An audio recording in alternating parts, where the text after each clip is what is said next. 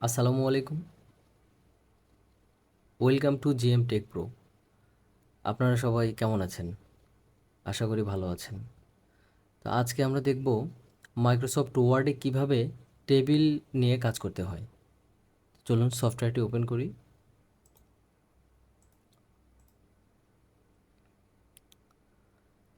আচ্ছা, টেবিল নিয়ে কাজ করার জন্য সর্বপ্রথম আমাদের টেবিল নিয়ে আসতে হবে। সেজন্য আমাদের যেতে হবে ইনসার্ট মেনুতে। ইনসার্টের আন্ডারে আপনারা দেখেন টেবিল আছে। আমি টেবিলে ক্লিক করলাম। দেখেন এখানে ডিফল্টভাবে কিছু ঘর দেয়াই আছে। আপনার ছোটোখাটো কোনো টেবিল দরকার হলে আপনি এইটার উপরে কার্সর নিয়ে যাবেন, দেখবেন যে আপনার পেজে ওই সাইজের টেবিল তৈরি হচ্ছে। এখন আমি যদি এটাতে ক্লিক করি তাহলে এই টেবিলগুলো এখানে ফিক্সড হয়ে যাবে, আর আমি যদি ক্লিক না করি আবার চলে যাবে। এখন এখান থেকে আমরা ছোটোখাটো টেবিল নিতে পারি, কিন্তু যদি আমাদের বড় কোনো টেবিল দরকার হয়, যেমন 100 জন কোনো মানুষের তালিকা তৈরি করবেন, সেই ক্ষেত্রে আমরা এখান থেকে নিতে পারবো না। তখন আমাদের ইনসার্ট টেবিলে যেতে হবে এবং এখান থেকে দেখেন number of column, number of রস, এগুলো আমাদের লিখে দিতে হবে। লিখে দিয়ে ওকে করলে আমাদের ওই সংখ্যক কলাম এবং রয়ের একটি ছক বা টেবিল তৈরি হবে। তো ধরেন আমি একটি তালিকা তৈরি করতে চাই যেখানে কলাম থাকবে 4টা আর থাকবে 21টা। আমি 20 জন মানুষের একটা তালিকা তৈরি করতে চাই, কিন্তু আমাকে নিতে হবে 21টা, কারণ একটা থাকবে হেডিং ট্যাব বা হেডিং সেখানে আমাদের টাইটেলগুলো থাকবে। চলুন আমি দেখাই দিচ্ছি। আচ্ছা, এবার যদি আমি ওকে করি তাহলে দেখেন এখানে আমার 20টা সম্বলিত এবং 4টা কলাম সম্বলিত একটা টেবিল তৈরি হয়েছে। এখন এই টেবিলটাকে আমরা কীভাবে ফরম্যাটিং করব এটা আমাদের ব্যাপার। তো চলুন আমি এখানে কিছু লিখে দিই। এখানে দিলাম সিরিয়াল নাম্বার, এখানে দিলাম নেম, এখানে অ্যাড্রেস, আর এখানে ফোন। এখন এই সিরিয়াল নাম্বার লেখার জন্য কিন্তু আমাদের টেবিলে এতটুকু জায়গার দরকার নাই। তাহলে এটাকে আমি অ্যাডজাস্ট করব কিভাবে? এই যে লাইন আছে, এই লাইনের ঠিক মাঝখানে কার্সর নিলে আমার এইরকম একটা চিহ্ন পাবো। এবার আমি এটাতে ক্লিক করে টান দিয়ে ধরে নিয়ে আসলে এই তো আমার এই ঘরটা অ্যাডজাস্ট হয়ে গেল। একই রকমভাবে অন্যান্য ঘরগুলোও আমরা অ্যাডজাস্ট করতে পারবো। শুধু কলাম না, আমরা চাইলে গুলোও অ্যাডজাস্ট করতে পারবো। এই যে দেখেন, এভাবে অ্যাডজাস্ট করতে পারবো। আচ্ছা, এবার সিরিয়াল নাম্বার এখানে দেখেন আমার 1 2 3 4 করে সিরিয়াল দিতে হবে, কিন্তু এটা যদি আমি এক এক করে লিখতে যাই তাহলে অনেক সময় লাগবে, এটা ঝামেলা। তো আমি আপনাদের এর আগে দেখাইছিলাম যে কিভাবে বুলেট এবং নাম্বারিং ব্যবহার করে নাম্বারিং করা যায়। তো এখানে ঠিক একই রকমভাবে আমি এটাকে সিলেক্ট করব। এবার হোম মেনুতে যাব, এই যে আমাদের বুলেটস, সরি, নাম্বারিং, এখানে ক্লিক করে দিলে দেখবেন যে আমার প্রত্যেকটা ঘরে একটা করে নাম্বার চলে আসছে। মানে এটাকেও যদি আমি মাঝখানে নিতে চাই, এই যে এখান থেকে ধরে একটু টেনে এই পাশে দিয়ে দেবো, মাঝখানে চলে আসলো। এবার নেমের ঘরে আমি আমার নাম লিখব,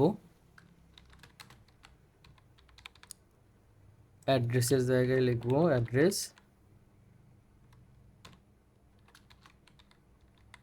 আর ফোন নম্বরের ঘরে লিখব ফোন নাম্বার।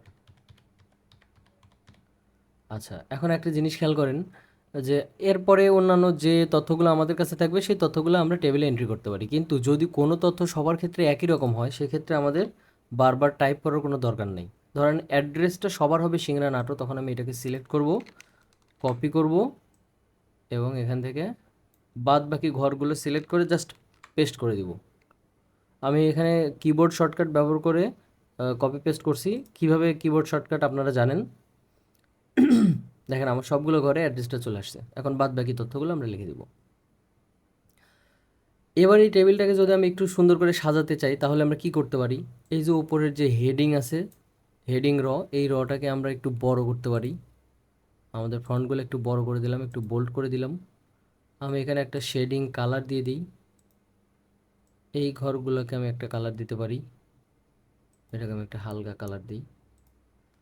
দেখেন আমি তেমন কিছুই করিনি, জাস্ট একটু ফন্টগুলো বড় করে দিয়েছি আর শেডিংটা একটু এখানে একটা শেডিং কালার দিয়ে দিয়েছি, তাতেই আমার টেবিলের চেহারাটা চেঞ্জ হয়ে গেছে।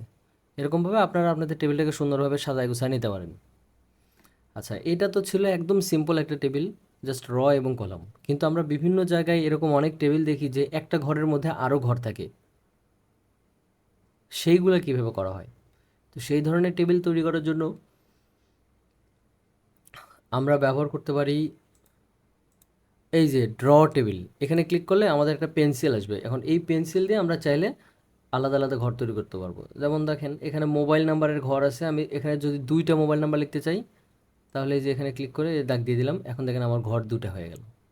আবার অ্যাড্রেস, যদি আমার এখানে 2টা অ্যাড্রেস থাকে, একটা প্রেজেন্ট অ্যাড্রেস একটা পার্মানেন্ট অ্যাড্রেস, তাহলে আমি এইখানে ধরে যে পর্যন্ত টেনে দিলাম, দেন এখানে আমার একটা দাগ চলে আসছে। তার মানে আমি ইচ্ছা মতো এখানে আমার ঘরগুলো অঙ্কন করে নিতে পারবো। এখানে আমি চাইলে 2টো ভাগ করে নিতে পারবো। এই যে দেখেন, এরকমভাবে আমরা আমাদের প্রয়োজন অনুযায়ী একটা ছকের ভেতরে আরও ছক তৈরি করে নিতে পারি। আচ্ছা, একটা ছকের ভেতরে যেরকম আরেকটা ছক তৈরি করতে পারি, ঠিক এরকমভাবে আমরা এগুলোকে ডিলিটও করতে পারি। ডিলিট করার জন্য আমাদের এই যে ড্র টেবিলে যেতে হবে, ইরেজে যাব। এই যে দেখেন, আমি যে লাইনগুলোকে সিলেক্ট করে দিচ্ছি সেই লাইনগুলোই ডিলিট হয়ে যাচ্ছে।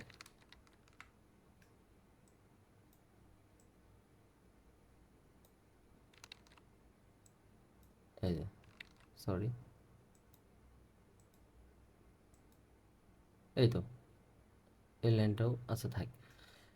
এখন দেখেন, আমাদের যদি এই যে এখানে আমি একটা নির্দিষ্ট সংখ্যক র নিছি, নির্দিষ্ট সংখ্যক কলাম নিছি, এখন যদি আমাদের এখানে আরও একটা কলাম বাড়াতে হয়, আমরা এইভাবে দাগ দিয়ে তো বাড়াতেই পারি, কিন্তু শেষে যদি আমি এখানে এক্সট্রা আরও একটা কলাম অ্যাড করতে চাই, তাহলে কি করব, আমি এখান থেকে সিলেক্ট করব এই পুরো কলামটাকে।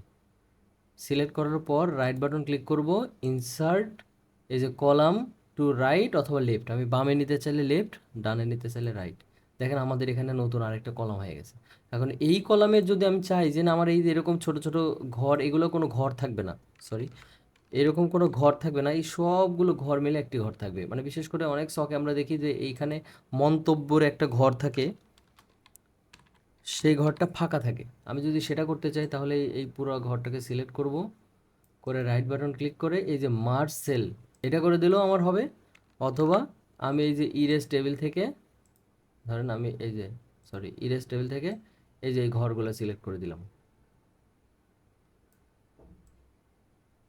এই যে দেখেন, আমি যতটুকু সিলেক্ট করে দেবো সে ঘরগুলো নাই হয়ে যাবে, আমার এখানে এই ঘরটা ফাঁকা হয়ে গেল।